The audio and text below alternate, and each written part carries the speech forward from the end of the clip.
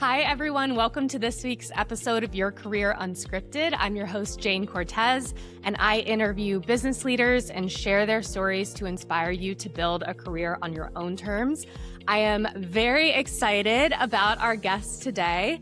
Kimberly Hairston-Hicks is an award-winning C-suite marketing executive with 20 years of global beauty industry experience and currently serves as Chief Marketing Officer for Gold Bond. She's led iconic brands at Coty, L'Oreal, and Coca-Cola and founded Good Beauty, a skincare brand created for melanin-rich skin. She is also a wife, mom, and wellness advocate.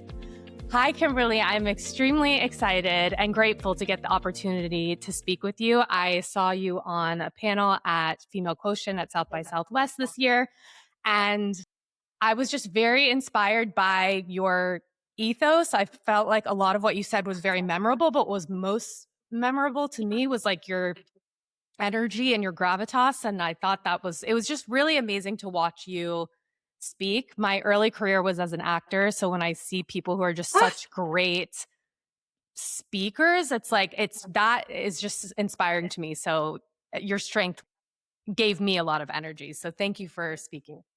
Oh, thank you so much for your kind words. That is awesome. Thank you. Yeah, of course. I want to start at the beginning. So I know you got your BA in broadcast journalism. Yes. And I'm wondering if you could talk about in your early career, what did you think your career was going to look like? What did you think your life and career were going to look like? And at what point did reality start to diverge from that initial vision? So quickly, in my early 20s, when I was graduating, I wanted to become the next Oprah Winfrey. So I wanted to be a broadcast journalist, having my own show, inspiring lives. That's just who I thought I was going to be.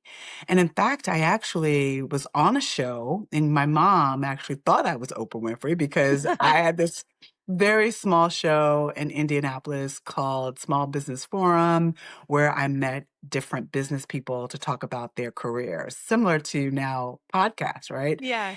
And I quickly realized that being an on-air talent wasn't as glamorous as it once seemed to be because early mornings, very low pay.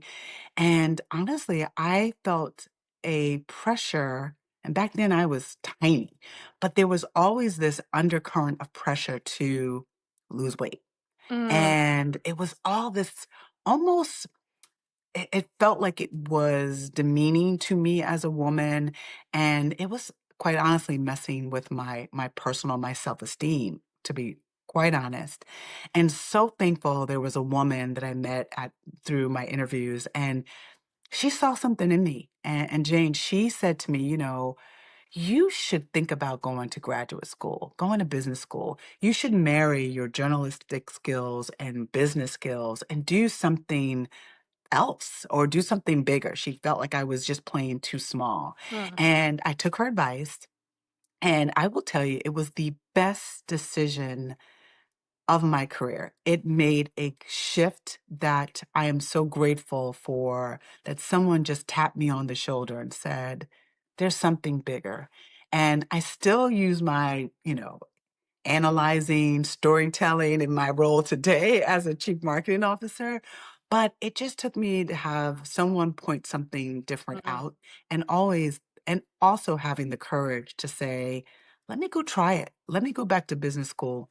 And I have no regrets. And so uh, Kimberly at 20 something and Kimberly at 50 something, two different. But it has evolved, but I'm proud. I'm proud of the career that I have today. Thank you so much for sharing that. So when I quit, because I left acting and then I got my MBA. And when I did that and I officially quit acting and put my deposit down at Columbia, I had this huge relief that like no one was going to have to hire me based on what I look like ever again. And so I appreciate you sharing that because a lot of my friends who have left the industry have had that as well. Where like when I first was starting to apply for my MBA internships, I didn't know you weren't supposed to have your headshot on your resume in business because I literally my career before business was only acting. And my advisor was like, "Why is your picture?" And I was like, it doesn't need to be on there? This is amazing. I can just get hired for my capacity to learn and my determination and all of that. So I appreciate you sharing that, and I resonate. Absolutely. We still today, I will say 20 years later, almost 30 years later, we are still in different industries, picking women apart and not celebrating them holistically. It is very much about appearance. Still today, and Mhm. being in the beauty industry, I am a champion of celebrating diverse beauty and how it shows up in different ways and not think about it in very silo, one view of a very Eurocentric, this is beauty. Beauty is all encompassing. It's so much. It's so much more than what we really think about it. So I'm glad that you made that shift. And like I said, getting my MBA, I went to Clark Atlanta University in Atlanta. I'm so grateful and thankful for that opportunity. Yeah. If you could go back and talk to that version of you in your early 20s and give them advice, what would you say to them? I would say probably the same thing I say to my daughter and to those who I mentor is that you are enough, and stand in your light. Too often, I believe that we still, as I mentioned, we diminish women. We put them in this box, and that is where we want them to remain. And I want young women to know that you're enough, right? Um, there was a statistic that I heard that men see a role, and if they apply for it, if they have 60% of the skill set. Women, we feel like we need 90% of the skill set. Mhm. I need that to change. I want women to have the confidence of a man. I want them to Yeah. show up with the same confidence of a man. I love that. I think that's great advice, and I'm going to take that. There were times like when I was applying for my MBA internship, and I think I had heard that statistic, and especially coming from the creative side, I didn't have any of the characteristics of like 8 years of this and 8 years of this, and I was like, "Well, guess we're just going to apply anyways." And I'm really glad that I did, because I ended up I worked at PlayStation for my MBA internship, and I wouldn't have gotten that if I hadn't thought, "Oh, I don't have to have every single qualification." You don't. There's something about learning in the role, and there are transferable skills that people do have, and there should be I think you should honor that, right? And say, "Let me go for it." And my other thing is allow someone else to say no. Don't say no before you show up, That's right? such great Don't tell advice. yourself no. Show up. Let Yes. someone else tell you. You are capable, and so my word of the day is you are enough. And I wish I said that more to Mm. myself as I was growing in my career. That's such great advice. Don't self-reject. Like, don't be the one, like, life's hard enough, so, like, you gotta be your own champion. Yes. How did you Yes. get from so what led you into marketing and brand building? Was there, like, a specific moment or realization where you were like, "Oh, I wanna incorporate storytelling and business?" Just curious about your journey there. When I showed up at Clark Atlanta, there were three areas of expertise you could get your degree in: marketing, finance, and I believe at the time, international business. And marketing spoke to me Mm. because I am a consumer. I am still the ultimate consumer. TikTok shop still gets me, right? I'm like, oh, TikTok made me buy it. I mean, I am the consumer. And I really wanted to understand some of the motivations that we have from a psychological perspective of why we buy, why one brand may resonate with us and speak to us versus another brand. Mm. And there's so many layers to that. And it is so fascinating to see and look behind, um, kind of uncover the nuances. And I went to my first focus group ever when I started my role at Coca-Cola, and I heard people talk about brand Diet Coke as if it was a designer handbag. What it meant to have that Diet Coke in your hand. And it was so fascinating and so intriguing. I thought, wow, like, really? Like, this is what we believe? And again, throughout my career, I've just noticed that how consumers interact and again, being a consumer. So that's how I ended up in marketing. But I will say I've made very conscious decisions to shift and make sure that because I'm a marketer doesn't mean I'm not a business person and understanding the P&L, return on investment. The CMO role has made I definitely made a clear shift. Mm. Yeah, the psychology of how people build relationships with brands and make decisions is so interesting. Do you feel like in your marketing and your business building journey, how are the lessons that you took away different when you were in the large corporations that were more hierarchical versus building something of your own? So I will say the discipline is very different. Mm, Big corporations, there is the ability to go a little bit under the radar. So you can kind of navigate because there's so many people doing so many things and you're just a piece of the cog on the wheel. When I launched my own business, my own skincare brand, I had to be incredibly disciplined, not only with the finances because it was self-funded by myself and my husband, but disciplined in my time. Every moment mattered. So I could decide to spend time over analyzing something, or I could spend time impacting and driving the business. And that learning that I took from being this entrepreneur is I brought that into my role after to two different roles that I've had since because I'm an intrapreneur, right? yeah. While now I'm bringing that mindset to say, when people send me emails about do this, or I think we should do this, my first question is, how is this impacting the business? And is this my priority today? Or is this something important that needs to be pushed off? Because I am about impact first. Drive the business. Make sure you don't get caught up in those little many things that people get thoughts in their heads like, oh, maybe we should do a podcast, right? Great.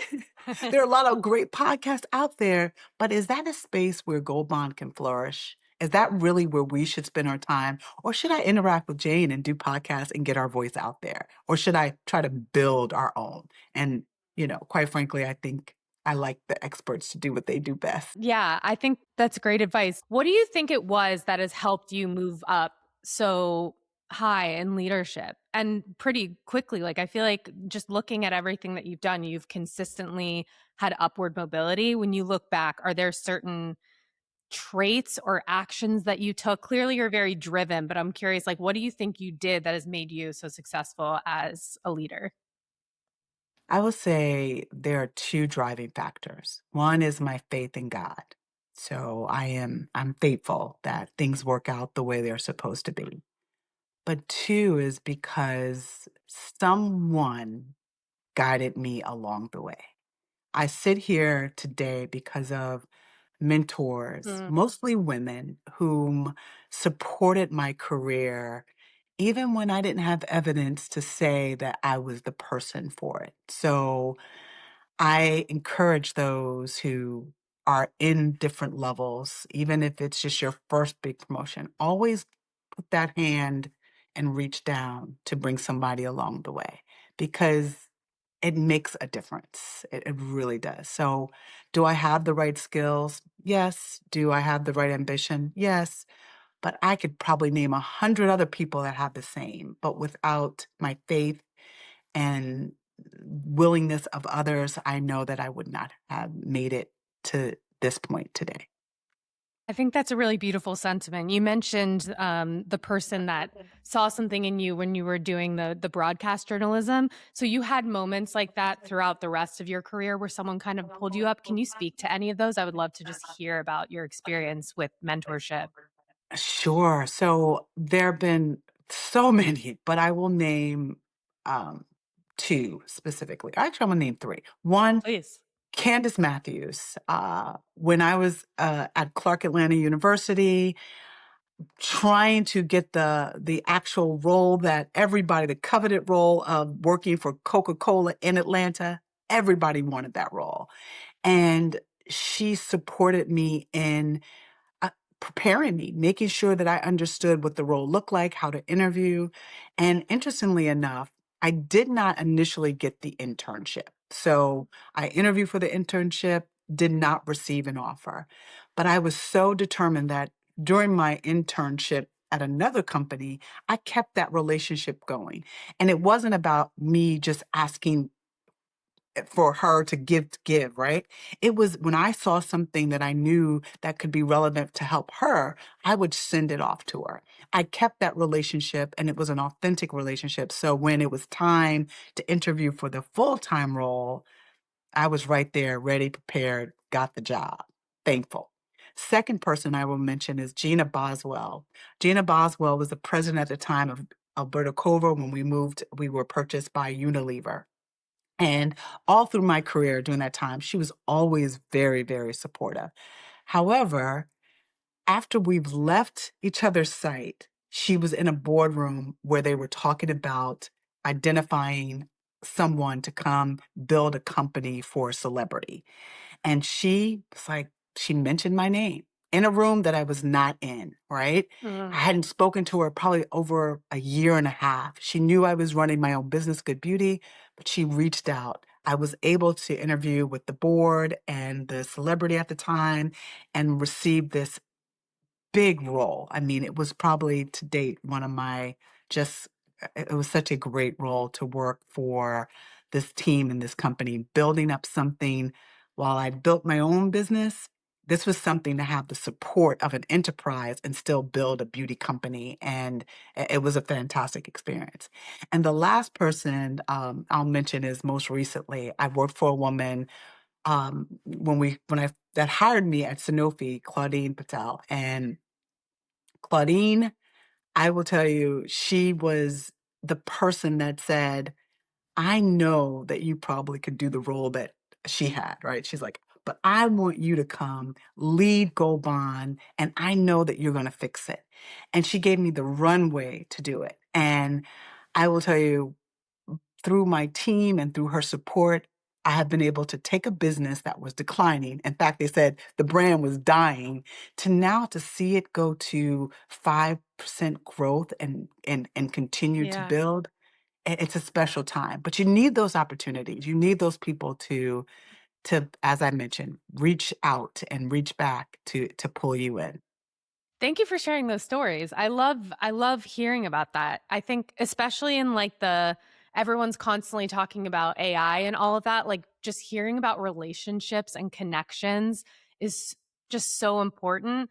Do you have any advice for someone if someone's listening to this and they want to create relationships like that with people and they perhaps have an internship but they're like, "Oh, maybe I could keep a relationship going with another company, but they're intimidated by the idea of doing that. And perhaps they're in like the self rejection mode. Just what advice do you have for people on creating mentorships with other people? So my advice would be don't take no for an answer, right? If and I'll explain. If someone says no, right, like I don't want to mentor you, then move away. But if someone says like can you give me next week? You follow up. Don't just say, "Oh, well, I'm scared." Reach out. If you see something, I just started mentoring another young woman that just graduated from college, and she impressed me so much because versus her just saying, "Kimberly, I need you to give me." She was like, "I want to share with you what I think about Gold Bond." And that really, that I was like, I was ready to listen. And it is, like, try to figure out ways to also support that person. And don't feel as if it has to be, oh, every week, right? Be intentional. Say, you know what? If they say they're busy now, check back in a month and say that I'm going to reach back out in 30 days to see if time is better for you. But as we mentioned, don't self-reject. Don't say no until you actually hear them say, "No, I don't have time." But continue to try to build that relationship. I think that's great advice. And I love that advice because I love the don't say no mindset, especially just like coming from the entertainment industry where I've been rejected a million times. Oh, I'm kind of like, reject me. Like, just like, let me just keep pursuing it until I get a solid no. And like a no still might be like a maybe later. maybe later. When I was raising capital for Combs, the president of the company, Tark Brooks, said I had a list of 20 PE firms that we were courting and needed to have a relationship. And I would put, oh, they didn't answer or haven't. And he would say, until someone tells you no, keep calling, keep going. And it was, the can't stop, won't stop mentality, like keep going. And I learned so much from him as well to say, hey, the worst thing they can say is no. And until you hear no, keep selling, keep approaching, keep building. Don't stop. It'll pan out in the end, trust me. I love that. It really is like a muscle you have to build too. Like even if you feel nervous to keep going, the more you do it, the more you benefit from it. Absolutely, absolutely. Rejection is okay. It really, really, it's okay. Yeah. I want to ask you, I have a bunch of questions I want to ask you about leadership. Okay. Do you remember the first time you were responsible for leading a team, whether it was a small team or a big team? And like, what was that transition like to leadership? And what surprised you the most about the transition? I will say I remember very clearly because it was the most difficult thing that at that point I had done in my career. Hmm. When I joined Alberta Cover, I had a team, inherited a team. And two of the people were one, my VP at the time said, oh, I want you to let them go immediately. And I was like, so you wait for me to come? He's like, yeah, I want you to let them go. The second one was very clear that they wanted my role, but they were not asked to interview for it. So there was that resentment. So I was coming into a dysfunction. Here's the thing that I learned with both situations. The first one, I asked my leader, could I give the person time and let me assess? And they said, go ahead. But ultimately, this is the reason why. I wish I would have listened. I tried to save someone that clearly the company and the leadership team had already decided they were not a right fit. And I should have just said, okay, let me give her the reason why. And it would have caused probably less pain for her and ultimately for me. So, because that came up in my review that listen, you've got to leadership is not about being people's friend, right? You've Hmm. got to make hard choices. The second person I did better. I asked specifically what they needed from me. And this is where servant leadership was born. I asked, how can I help get you promoted?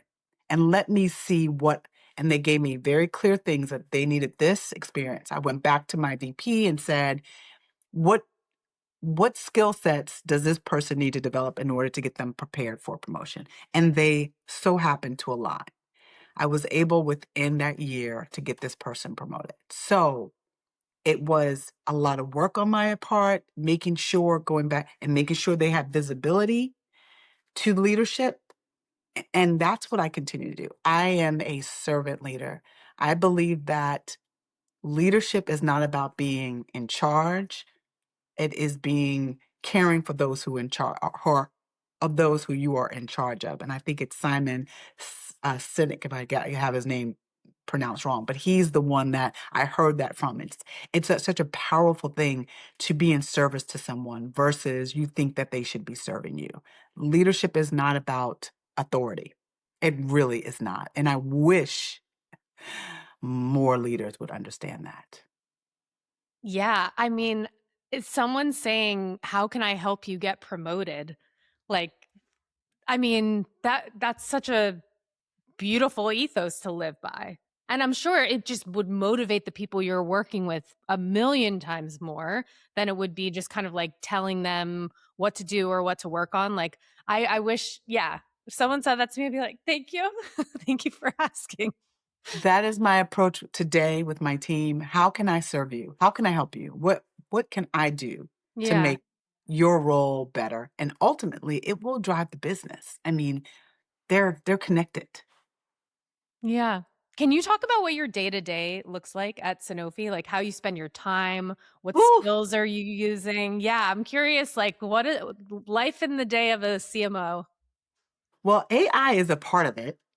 And I will tell you, when I was about 5 years old, I'm a storyteller, so I have to tell Please. you this. When I was about 5 years old, I had older brothers, and they were jumping off this diving board, swimming, having a good time. My brother that's right over me is like 3 years older. My other brother was like 7 years older than me. So they were swimmers, and then here my little 5-year-old self was watching them and going, I'm going to do that one day. And one day became the day. And to my mother and my father's surprise, and probably to their almost like terrified surprise, I climbed up this diving board in Wilson Pool in Mount Vernon, New York, and jumped into the deep end. And my mom could not swim, and I could hear her screaming. I can remember this vividly, but I also remember the stories and my mom screaming, "Jimmy, go get her!" And my dad trying to calm the.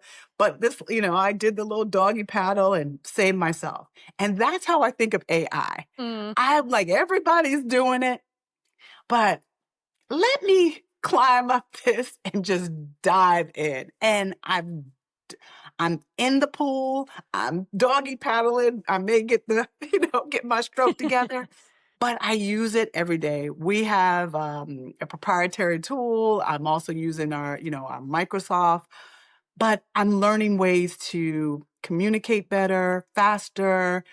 I get tons of emails. Now I understand. I'm like, respond, right? So I Mhm. see how, but the human touch is still important. You can tell when people just respond and you see all the things that they have not really taken the time to say, let me craft this in my own way, or make sure that it's speaking to the actual problem or the email. So that is a lot of my day. I'm answering emails, I'm managing schedules, I'm breaking down what I consider barriers for my team. And then I take time um, to dive into the consumer, right? And you can't do that with AI. You cannot necessarily do that sitting in this office, right? I'm out and about. I take pride in going into the store. I take pride in I just was with some amazing women for 3 days talking about beauty, understanding their situations, their issues, and not just about Gold Bond, right? We were talking just beauty and problems and aging and hormonal health. And so that to me is when I get the most joy. But it's not as glamorous as probably people think. When you saw me speak, that's a great time, right? But those are maybe once a month or once every other month that I get to come and speak about my experience, which I do enjoy tremendously. But my day to day is breaking down barriers, responding to communication, and understanding our consumer.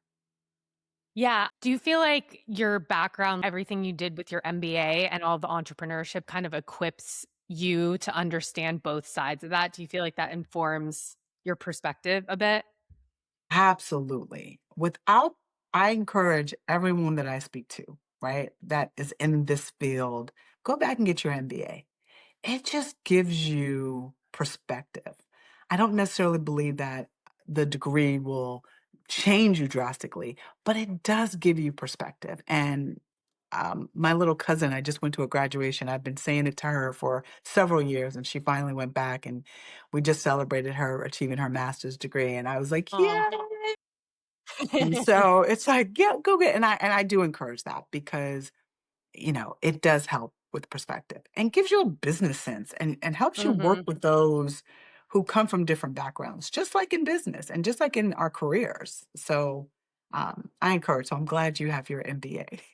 Yeah, no, I mean, for me, I can say it fully changed my life. I focused a lot on the career building, but I also really focused on the academics because coming from a theater background, I feel like I definitely did not have the conventional education. And so for me, getting to hear so many different perspectives and take classes in different, I don't know, like I learned a ton. It changed my life. So I agree. Like I recommend it. And like I think there's so many different ways to go about it.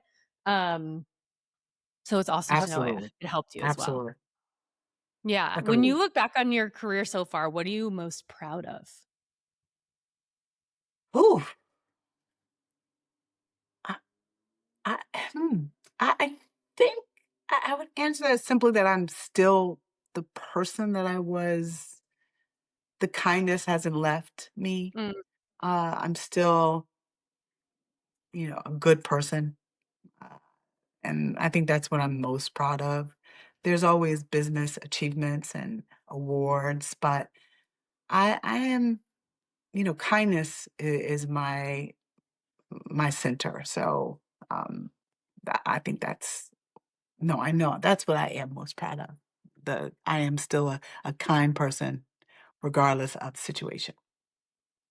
I love that. And I think even just in the stories you are sharing, I think you exemplify that. I'm curious when you think about confidence building in your career. You mentioned the advice that you would give to your younger self. I'm wondering if there was like a chapter or even just a moment when you started to feel a shift in your own confidence and your own ability to take on what was in front of you, and what contributed to that uptick in confidence. I I will say that I I believe it was the experience.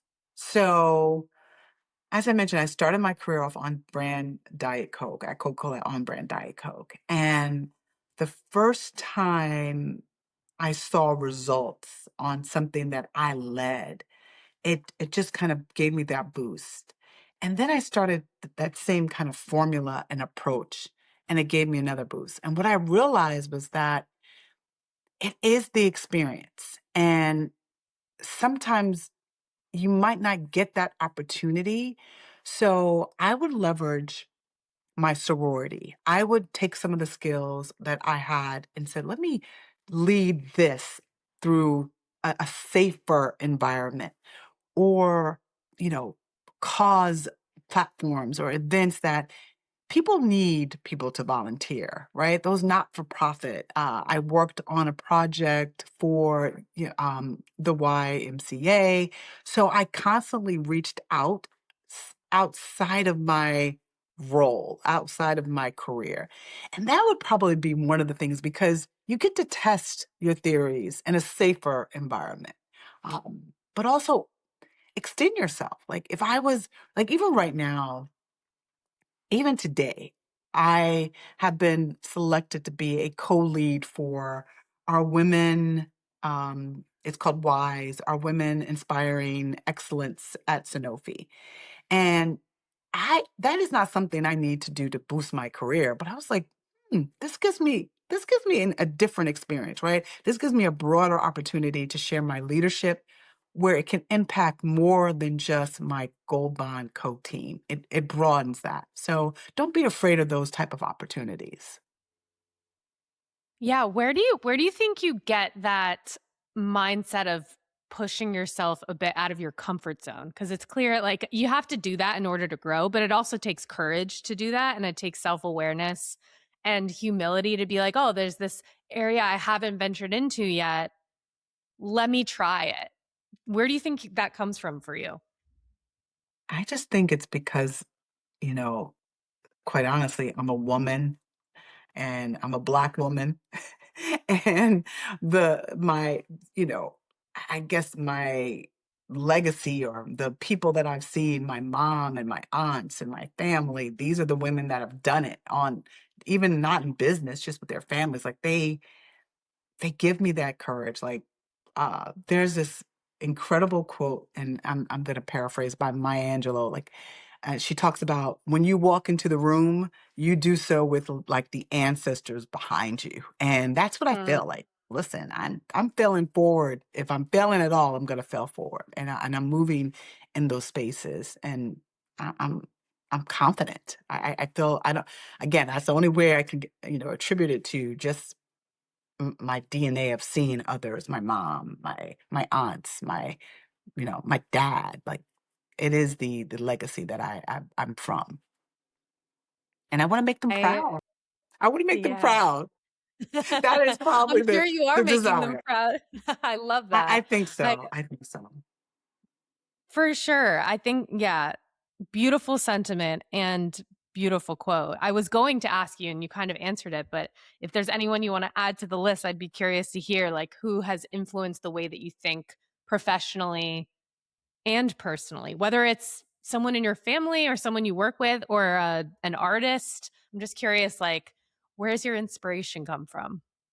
So besides my mom and my dad, like those are like my dad was just an amazing man, and my mom is an amazing woman. She lives with us now, and she still inspires me. But from a person that when I'm at my bottom, I who will pick me up at every time is Beyonce. I am the Love president it. of Beyonce's fan club. Like when I need a moment, I'll put, you gonna break my soul. I will put on the Beyonce, dance around the house, and all of a Love sudden it. I feel powerful. So Yes. Beyonce, if you hear this podcast, just know that Kimberly Hairston-Hicks you are my inspiration queen. Like I'm like, put the crown off.